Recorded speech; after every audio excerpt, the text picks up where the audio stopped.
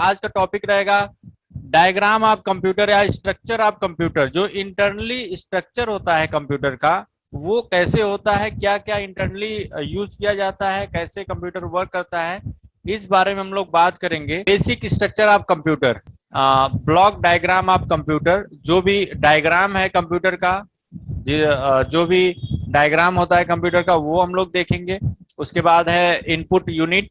Input unit क्या होता है, आउटपुट यूनिट क्या होता है, सेंट्रल प्रोसेसिंग यूनिट ये क्या चीज होता है, arithmetic logical unit, control unit, storage unit, primary storage unit and secondary storage unit, ये पूरा हम लोग देखने वाले हैं। इस क्लास में हम लोग कवर करने वाले हैं। तो चलिए आइए देरी नहीं करते हुए हम लोग स्टार्ट करते हैं। तो यहाँ पर आपको दिख रहा होगा, इसे कहते हैं ब्लॉक डायग्राम ऑफ कंप्यूटर। मैं थोड़ा सा आप लोगों को टाइम दे रहा हूँ, इसको आप लोग अपने कॉपी पे इसको पूरा बना लीजिए, क्योंकि मैं जब आपको बताऊंगा आगे की चीजें, जब जैसे जैसे मैं input unit, output unit, secondary unit, primary unit, ये सारी चीजें जब मैं बताऊंगा तब आप डायग्राम को देख करके समझ पाएंगे कि एक्चुअली कैसे कैसे वर्किंग होती है। अभी ड्रॉ कर लीजिए अपनी कॉपी पे, तुरंत ड्रॉ करिए इसको। आई होप कि आपने इसको ड्रॉ कर लिया होगा। ये आप लोग देख रहे हैं जो ब्लॉक डायग्राम ऑफ कंप्यूटर, इसकी अगर हम लोग बात करें तो ये पूरा जो स्ट्रक्चर है इंटरनली कंप्यूटर का स्ट्रक्चर होता है। जो भी कोई भी किसी भी टाइप का अगर कंप्यूटर है, चाहे वो सुपर कंप्यूटर हो, चाहे वो पर्सनल कंप्यूटर हो, चाहे मोबाइल कंप्यूटर हो, चाहे किसी भी टाइप का कंप्यूटर हो, सबसे पहले होता है इनपुट यूनिट। इसके द्वारा हम कंप्यूटर को डेटा प्रोवाइड करते हैं। आउटपुट यूनिट क्या करता है, मतलब डेटा रिटर्न करने के लिए आउटपुट यूनिट का यूज करता है कंप्यूटर। स्टोरेज यूनिट होता है। स्टोरेज यूनिट में मतलब कोई भी डेटा जो होता है उसको हम स्टोर कर करके रख सकते हैं। स्टोर करना हुआ किसी डेटा को कहीं पे रखना हुआ तो स्टोरेज यूनिट में रखा जाता है। इसमें भी दो टाइप के स्टोरेज होते हैं, secondary storage and primary storage. तो जो प्राइमरी स्टोरेज होता है ये इंटरनली यूज करता है कंप्यूटर खुद के लिए, लेकिन जो सेकेंडरी स्टोरेज होता है इसमें हम अपने काम के लिए हम डेटा रखते हैं। सेंट्रल प्रोसेसिंग यूनिट जो होता है इसके दो पार्ट होते हैं, control unit and arithmetic and logical unit. तो सबको हम लोग वन बाय वन करके देखेंगे। तो चलिए हम लोग स्टार्ट करते हैं, आगे चलते हैं। सबसे पहले हम लोग बात करेंगे इनपुट यूनिट की। तो इनपुट यूनिट से जो भी डेटा होता है हमारे पास, इनपुट यूनिट के माध्यम से हम कंप्यूटर तक पहुंचाते हैं। It accept instructions and data from outside world, मतलब बाहर से जो भी डेटा एक्सेप्ट करना होता है कंप्यूटर को देना होता है, तो इनपुट यूनिट के माध्यम से हम देते हैं। अच्छा, एक एग्जाम्पल देखते हैं, बहुत ही बेहतरीन एग्जाम्पल। अगर हम अपनी बॉडी का स्ट्रक्चर एज ए कंप्यूटर अगर मान लें तब क्या होगा, इनपुट यूनिट अगर कोई आदमी है, किस माध्यम से वो डेटा एक्सेप्ट करेगा, तो वहां पर जो भी ज्ञानेंद्रियां हमारी होती हैं, सूचनाएं ज्ञानेंद्रियों से मिलती हैं हमको। लेकिन वहीं पे अगर कंप्यूटर की हम बात करें तो कंप्यूटर को कैसे सूचना मिलती है, इन ज्ञानेंद्रियों से तो आदमी को, मनुष्य को सूचना मिल गई, लेकिन अब कंप्यूटर को सूचना कैसे मिलेगी। तो कंप्यूटर के पास भी ज्ञानेंद्रियां होती हैं और इन्हीं ज्ञानेंद्रियों को हम बोलते हैं इनपुट डिवाइसेस, है ना। तो इनपुट यूनिट में जितनी भी इनपुट डिवाइसेस होती हैं वो कनेक्टेड होती हैं इनपुट यूनिट से। तो चलिए देखते हैं, इनपुट यूनिट में बहुत सारी डिवाइसेस आती हैं। इनपुट यूनिट में जो जो डिवाइसेस आती हैं इसके बारे में देख लेते हैं थोड़ी। कुछ डिवाइसेस, बहुत सारी डिवाइसेस वैसे तो होती हैं, लेकिन कुछ डिवाइसेस हम देख लेते हैं यहाँ पे। तो कीबोर्ड एंड माउस ये तो कॉमन होता है ना, हर एक कंप्यूटर में, ज्यादातर कंप्यूटर में कीबोर्ड और माउस की जरूरत पड़ती है।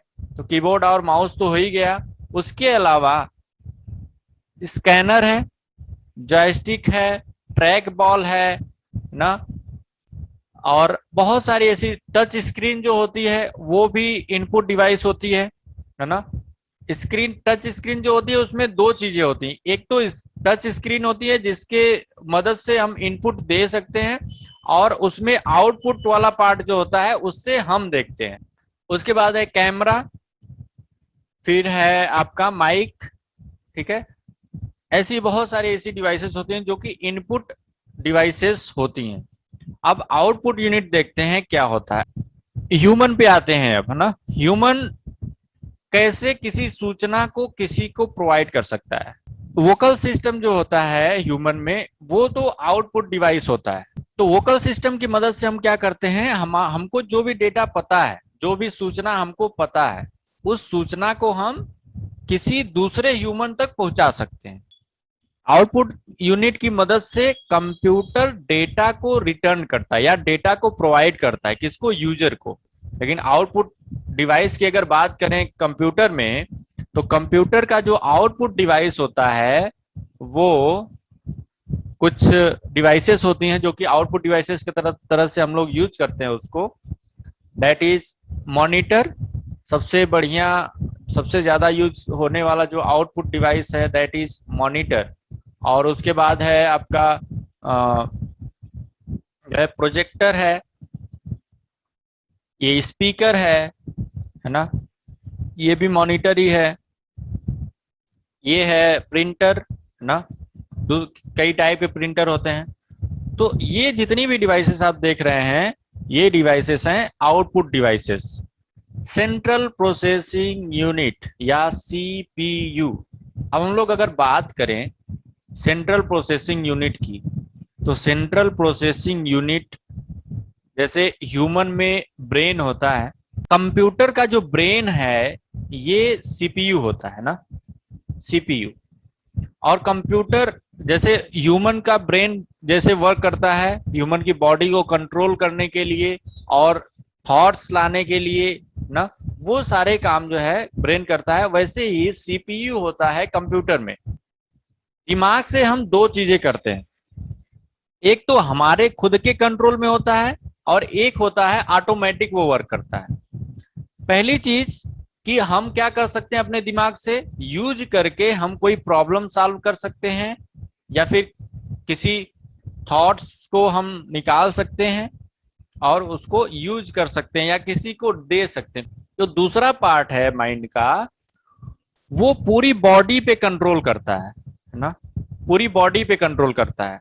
इंटरनली जो भी वर्किंग होती है हमारे बॉडी में, वो सारी वर्किंग कहीं ना कहीं कनेक्टेड होती है हमारे माइंड से, और उस पार्ट पे हमारा कोई कंट्रोल नहीं है, माइंड के उस पार्ट पे हमारा कोई कंट्रोल नहीं है। तो सेंट्रल प्रोसेसिंग यूनिट सीपीयू जो है, it is a brain of computer. जितने भी कैलकुलेशन होते हैं, जितने भी कंपैरिजन वगैरह होते हैं, जितने भी एक्टिविटीज होती हैं, सब पर कंट्रोल होता है सीपीयू का। ठीक है, जितनी भी एक्टिविटी होती है वो सीपीयू करता है। जितने भी कंट्रोल होते हैं, किसको कौन सा डेटा कहाँ जाना है, कब कौन सा डेटा कहाँ आना है, किसको कौन सा डेटा देना है ना, ये पूरा काम ये सीपीयू करता है। सीपीयू जो होता है वो मदरबोर्ड में लगा हुआ एक चिप होता है ना, जिसको बोलते हैं processor, CPU, central processing unit. आप देख रहे हैं इस जो आदमी हाथ में लिया है, ये चिप ही सीपीयू है।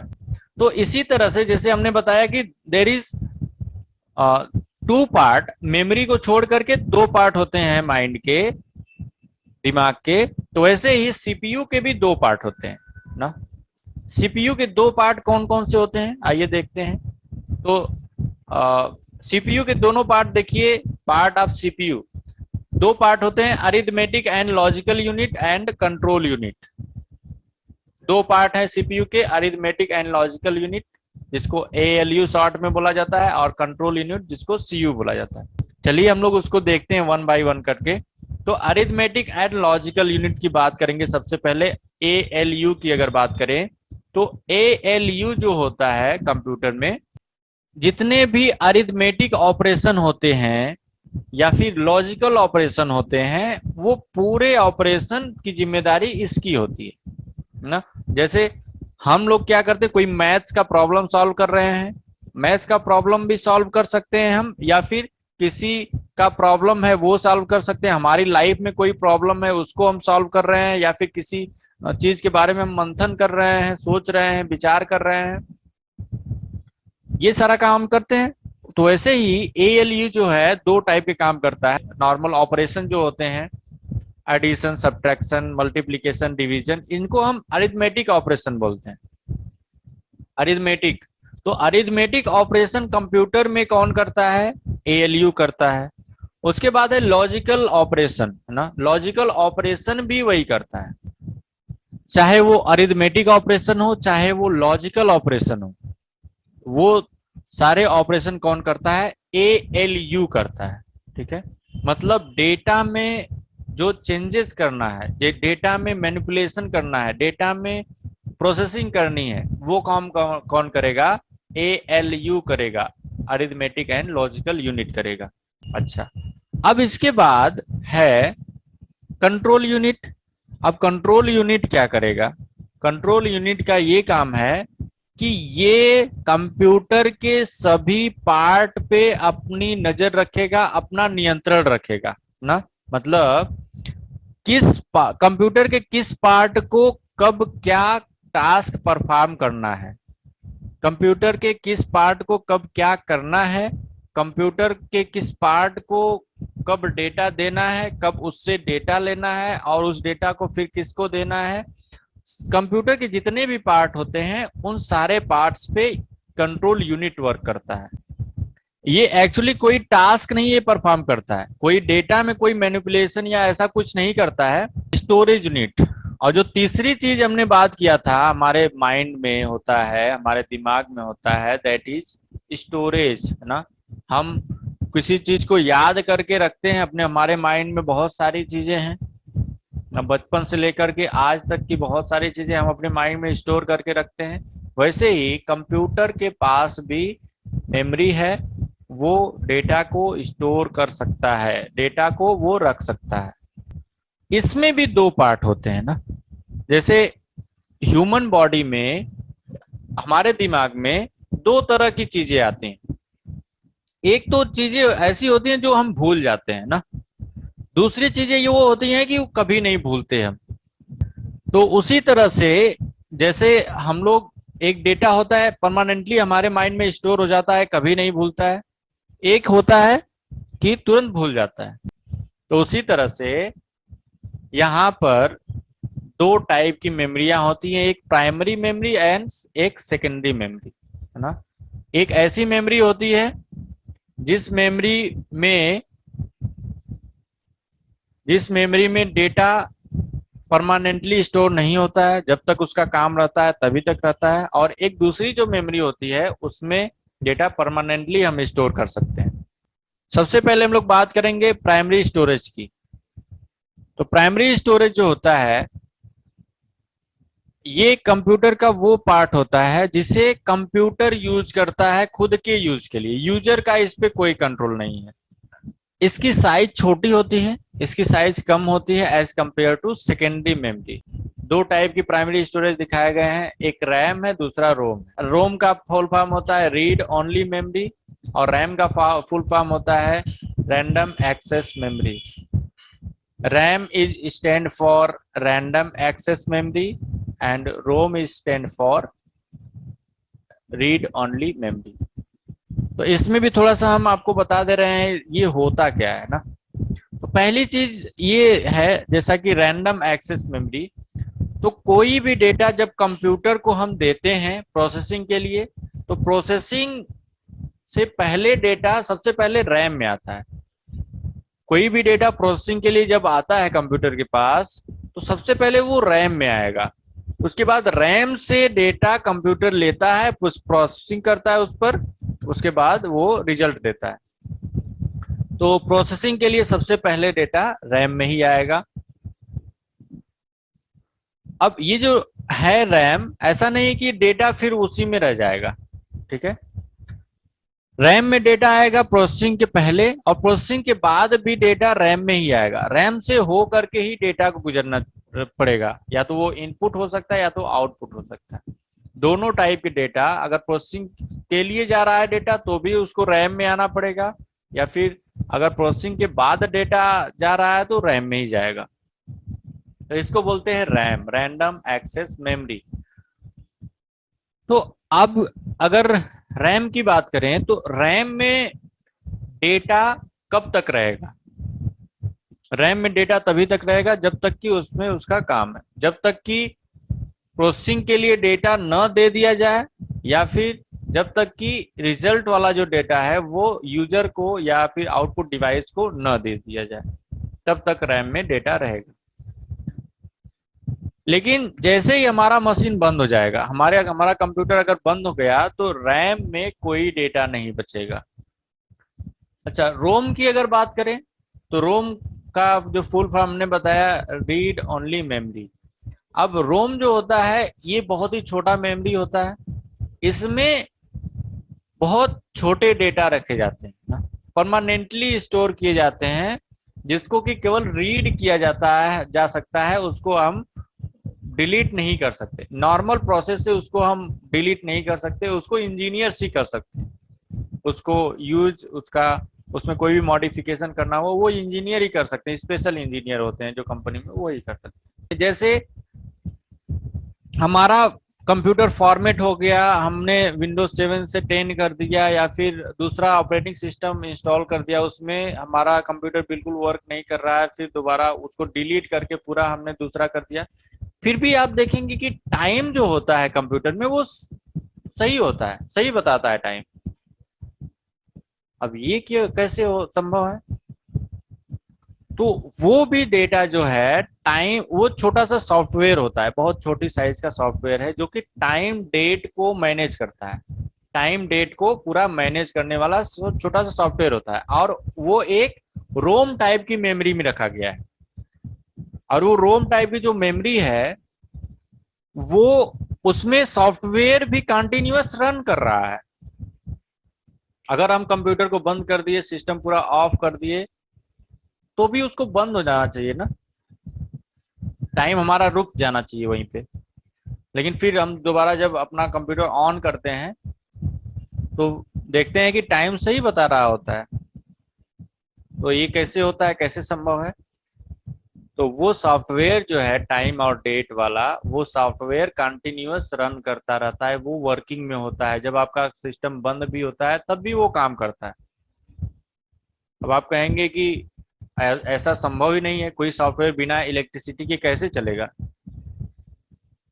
तो वहां पर इलेक्ट्रिसिटी प्रोवाइड की जाती है, वहां पे CMOS बैटरी होती है, एक छोटी सी चिपटी सी बैटरी होती है जो सिक्के के आकार की होती है, सिक्के की तरह से, तो सिक्के से थोड़ा मोटा होती है। CMOS बैटरी होती है, उस बैटरी के द्वारा जो है उस सॉफ्टवेयर को रन किया जाता है, और वो हमेशा रन करता रहता है। इस वजह से टाइम और डेट हमारा सही रहता है। अगर वही बैटरी न रहे, बैटरी आप निकाल दें, तो क्या होगा? टाइम वहीं पर रुक जाएगा, सॉफ्टवेयर चलना बंद हो जाएगा, तो टाइम रुक जाएगा, टाइम जो है सेटिंग गड़बड़ हो जाएगी। तो रैम, तो रोम की अगर बात करें तो रोम में ऐसे डेटा रखे जाते हैं जो उसको हम केवल रीड कर सकते हैं, इसमें कोई चेंज हम नहीं कर सकते। टाइम और डेट में के सॉफ्टवेयर में कोई हम चेंजेस नहीं कर सकते, उसको हम कुछ नहीं कर सकते, इसलिए इसको रोम में रखा जाता है। चलिए आगे देखते हैं। Secondary storage. सेकेंडरी स्टोरेज क्या होता है? सेकेंडरी स्टोरेज जो होता है, हमने अभी प्राइमरी स्टोरेज के बारे में बात किया, तो प्राइमरी स्टोरेज क्या करता है? कंप्यूटर अपने लिए यूज करता है ना। लेकिन सेकेंडरी स्टोरेज की अगर बात करें तो सेकेंडरी स्टोरेज यूजर के लिए होता है, जो कंप्यूटर यूज कर रहा है, जो कंप्यूटर ऑपरेट कर रहा है उसके लिए होता है। ऑपरेटर चाहे तो जो कोई भी डेटा सेकेंडरी स्टोरेज में रख सकता है, कोई भी डेटा सेकेंडरी स्टोरेज से वो रीड कर सकता है। सेकेंडरी स्टोरेज में डेटा यूजर की मर्जी से रहेगा, ठीक है। जो भी डेटा यूजर चाहेगा उसको वो उसमें रखेगा, जो भी यूजर चाहेगा डेटा को उसमें से निकालेगा, उसमें से डिलीट करेगा, उसमें से कॉपी करेगा, जो भी करना है पूरा यूजर ही करेगा। सेकेंडरी स्टोरेज के कुछ एग्जाम्पल देखते हैं, कौन कौन से एग्जाम्पल है। पहले तो हम लोग परिचित ही होंगे SD card. Mini SD card जो होता है, जो हम लोग फोन में अपने लगा करके यूज करते हैं, उसमें डेटा रखते हैं ना, दैट इज SD कार्ड। ऐसे ऐसे ही और भी SD कार्ड होते हैं, मिनी होता है, माइक्रो होता है, ये माइक्रो SD कार्ड है। मिनी SD कार्ड होता है कैमरे में जो लगाया जाता है, ठीक है। उसके बाद है सबसे ज्यादा जो कंप्यूटर में यूज होता है, दैट इज HDD ना। ये हार्ड डिस्क है, ये इसको बोलते हैं हार्ड डिस्क ड्राइव ना, हार्ड डिस्क ड्राइव। तो ये हार्ड डिस्क जो होता है हर एक कंप्यूटर में यूज किया जाता है। और दो टाइप के हम लोग यूज करते हैं। सेकेंडरी स्टोरेज में दो टाइप के हार्ड डिस्क हम लोग यूज करते हैं, दैट इज एक होता है सॉलिड स्टेट ड्राइव, एक होता है हार्ड डिस्क ड्राइव। ये हार्ड डिस्क ड्राइव यहाँ पे आप देख रहे हैं, सॉलिड स्टेट ड्राइव जो होता है वो भी होता है, वो थोड़ा महंगा होता है ना, थोड़ा क्या बहुत महंगा होता है, इससे लगभग डबल उसका कॉस्ट होता है, हार्ड डिस्क ड्राइव से ज़्यादा उसका कॉस्ट होता है, महंगा होता है। उसके बाद अगर बात करें तो पेन ड्राइव है। पेन ड्राइव में भी हम डेटा को स्टोर करके रख सकते हैं, सीडी में हम डेटा को स्टोर करके रख सकते हैं। ये सारी जितनी भी मेमोरियां आप देख रहे हैं इस पे यूजर का कंट्रोल है, कोई भी डेटा हम इसमें रख सकते हैं, कोई भी डेटा इससे हम ले सकते हैं। तो ये हो गया सेकेंडरी स्टोरेज। तो आज का क्लास हम यहीं पे कंप्लीट करेंगे। Thank you guys for join the class.